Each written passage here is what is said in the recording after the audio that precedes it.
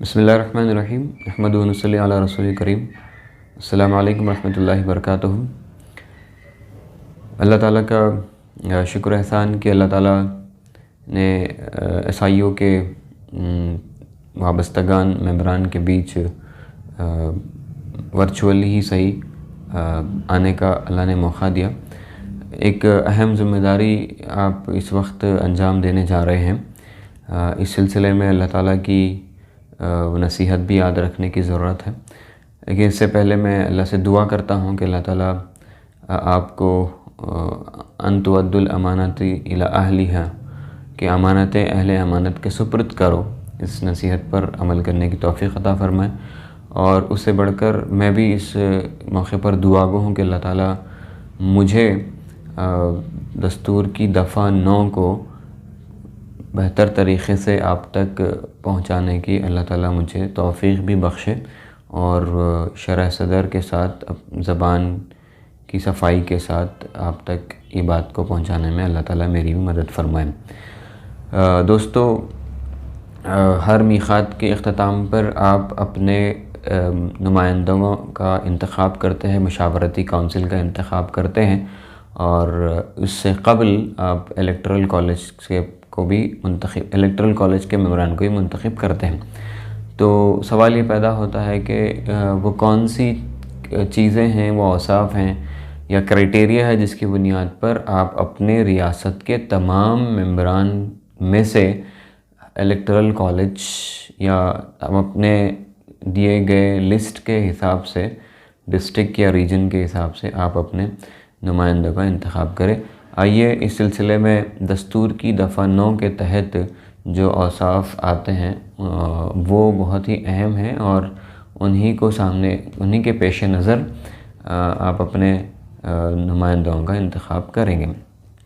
تو دفعہ نمبر 9 دستور میں انتخاب اور تقرر کے لیے مطلوبہ صفات کے نام سے یہ درج ہے، یہ عنوان کے تحت درج ہے. اس میں 2 حصے ہیں، الف اور با، یا سیکشن اے اور بی.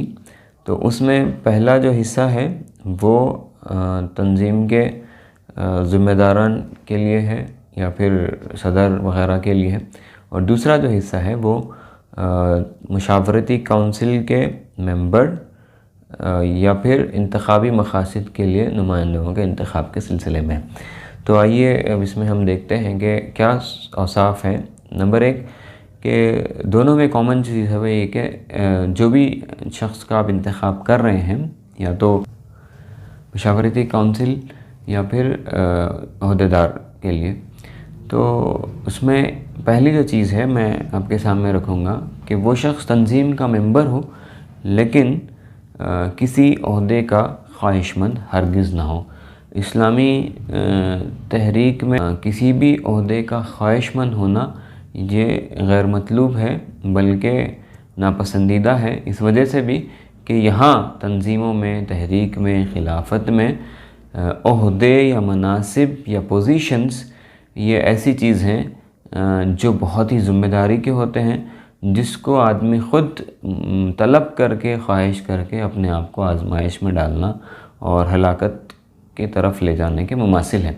تو لہٰذا اس بات کی سختی سے ممانعت ہے کہ ہم عہدوں کی خواہش مند نہیں رہیں گے. تو اس میں تنظیم کا ممبر ہو لیکن عہدے کا خواہش مند نہ ہو.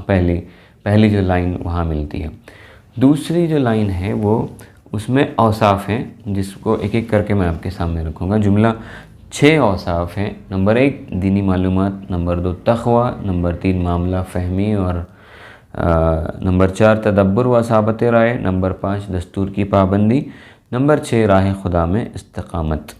ان 6 کوالٹیز کو سامنے رکھتے ہوئے بحیثیت مجموعی انتخاب کے ممبروں میں بہتر ہوں. تو آئیے ایک ایک کر کے ہم اس کو مختصر طور پہ دیکھیں. حالانکہ ان تمام اوصاف کی معلومات آپ تمام نے پڑھی ہے، سمجھی ہے، اور کافی حد تک آپ اس کا شعور رکھتے ہیں.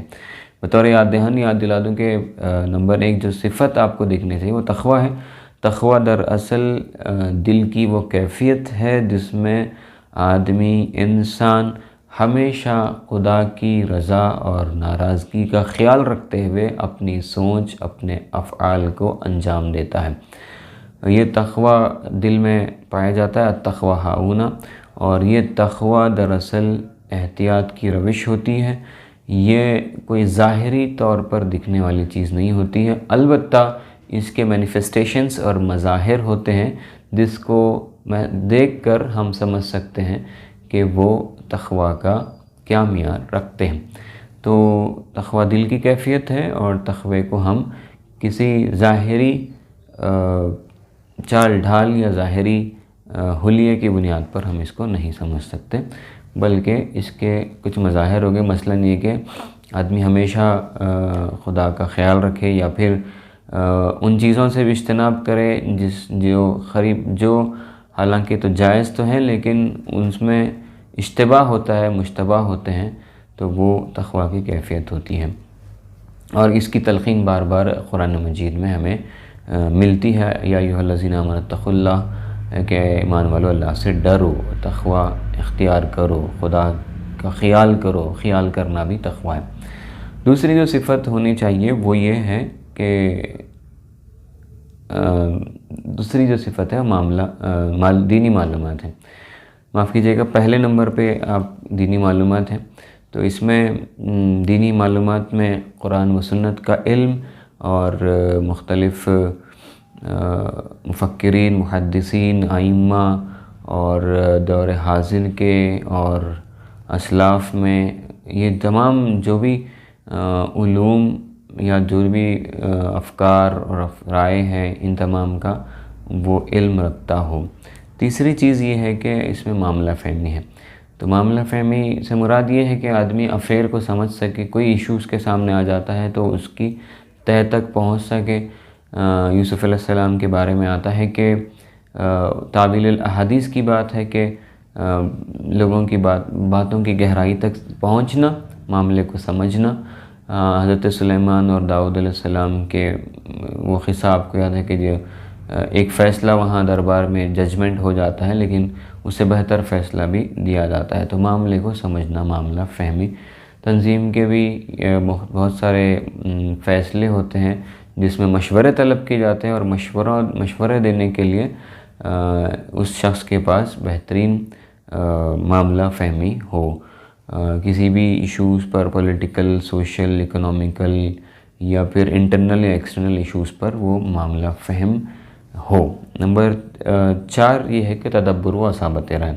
تدبر کے معنی غور کرنا، سوچنا، پونڈر کرنا، اور اصابت رائے، اور اس غور و فکر کے نتیجے میں جو رائے بنتی ہے اس پر جم جانا، ساؤنڈنیس آف اوپینین جس کو ہم کہتے ہیں۔ تدبر اور اصابت رائے یہ ایک دوسرے سے جڑی ہوئی چیز ہیں، تو غور فکر کرنا، پھر اس کے نتیجے میں رائے پر پہنچنا۔ اور اصابت رائے کا یہ ہرگز مطلب نہیں ہے کہ دلائل ہماری اپنی رائے کے بالمقابل کے خلاف دلائل آ جانے کے بعد بھی صرف اس وجہ سے اس پر اڑ جانا کہ یہ میری رائے، یہ کٹ حجتی ہے، بلکہ اصابت رائے کا مطلب یہ ہے کہ غور و فکر، تدبر، تفکر سے کسی پر سوچنا، سوچ کر رائے پہ پہنچنا اور رائے پر جم جانا۔ مثلاً یہ کہ ہاؤس میں ڈسکشن ہو رہی ہے کسی کے نام پہ، اور آپ نے بہت ساری چیزوں کو غور و فکر کر کے آپ ایک رائے پہ پہنچ گئے، لیکن آپ نے دیکھا کہ ہاؤس میں سارے لوگ آپ کی رائے کے خلاف ہیں یا پھر آپ کی رائے کے مقابل ہیں، تو ان کی رائے کو سامنے رکھ کر اپنی رائے تبدیل کرنا یہ اصابت رائے نہیں ہے۔ پھر 5ویں چیز ہے دستور کی پابندی۔ Student Islamic organisation of India ایک منظم تنظیم ہے، اس کا اپنا ایک دستور ہے، اور یہ دستور آپ کی ہر جگہ تنظیم کے معاملے میں رہنمائی کرتا ہے، تو اس کی پابندی آپ کو SIO کے آبجیکٹیوز کو حاصل کرنے میں مدد دے گی۔ تو اس لحاظ سے دستور کی پابندی بھی ایک اہم چیز ہوتی ہے۔ اور آخری چیز ہے راہ خدا میں استقامت، اللہ کی راہ میں جد و جہد، اللہ کی راہ میں جم کر رہنا۔ حالات سازگار ہوں تو آپ کام کر لیں، حالات ناساز ہوں تو آپ پیچھے ہٹ جائیں، یا پھر راہ میں چھوٹی موٹی مشکلیں آ جائیں تو آپ فوراً ہٹ جائیں، استعفیٰ کے بار بار مطالبے استعفیٰ دینے کی بار بار کوشش کریں، اور راہ فرار اختیار کریں، ایسا نہیں، راہ خدا میں آپ جم جائیں تو یہ صفات کو سامنے رکھ کر اپنے حلقہ انتخاب میں مجموعی طور پر جس فرد میں یہ خوبیاں اوصاف بحیثیت مجموعی زیادہ ہوں، موزوں تر ہوں، تو اس کو آپ اپنا نمائندہ بنائیں۔ یہ اوصاف ہیں جو دفعہ نمبر 9 میں پائے جاتے ہیں۔ تو لہذا اس موقع پر آپ ضرور اس بات کا خیال رکھیں کہ اللہ تعالی ہماری نیتوں کو جانتا ہے۔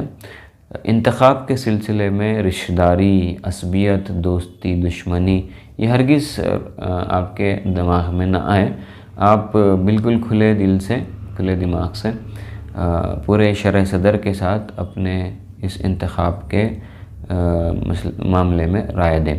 دوسری چیز یہ ہے کہ امانتیں ہوتی ہیں، گفتگو کے دوران امانتیں کا خیال رکھیں۔